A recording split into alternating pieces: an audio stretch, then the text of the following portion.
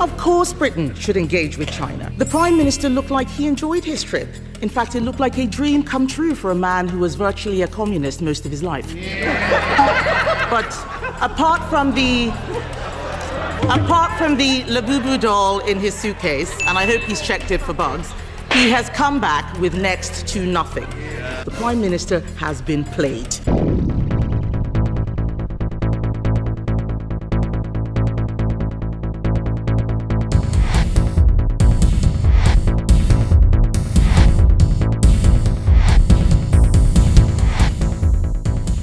Of course Britain should engage with China, even though they are an authoritarian state who seek to undermine our interests, even though they spy on us, sometimes within the walls of this building, even though they fund regimes around the world hostile to our country. They are a fact of life, a global power, and an economic reality. So let me be clear. It is not the Prime Minister engaging with China that we take issue with. What we are criticizing is his supine and short-termist approach. I'm sure the Prime Minister means well, but his negotiating tactic has always been to give everything away in the hope that people will be nice to him in return. Before the Prime Minister even got on the plane, he'd already shown that he would do anything to demonstrate his good relationship with China. But China uses every interaction to improve its own position. The Prime Minister looked like he enjoyed his trip. In fact, it looked like a dream come true for a man who was virtually a communist most of his life. But apart from the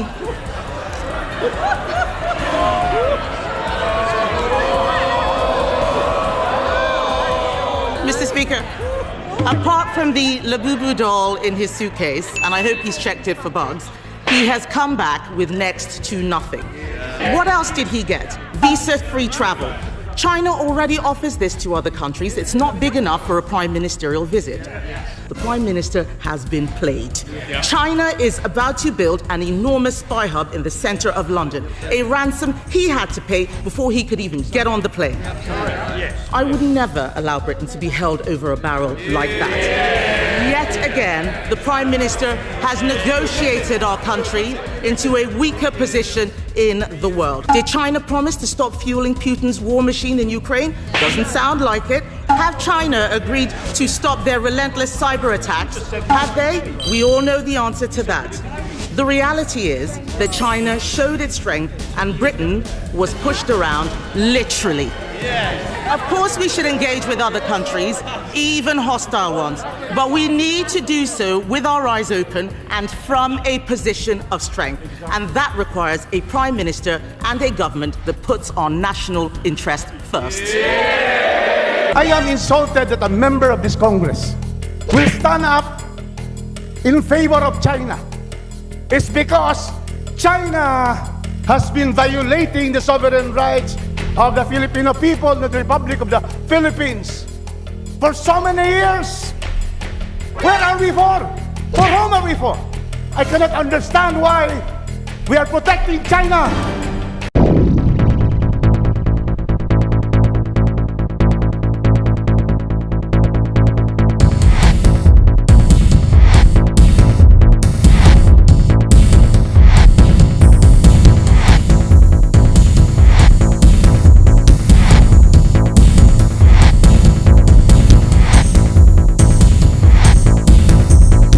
Madam Speaker,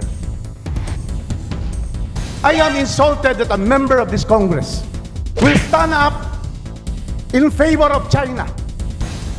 Madam Speaker, J. Tariela is doing his job as spokesman of the Philippine Coast Guard because the very reason why this spokesman has to move and act is because China has been violating the sovereign rights of the Filipino people, the Republic of the Philippines, for so many years, bombarding our vessels, now with water cannons, lasering our officials and our Coast Guard.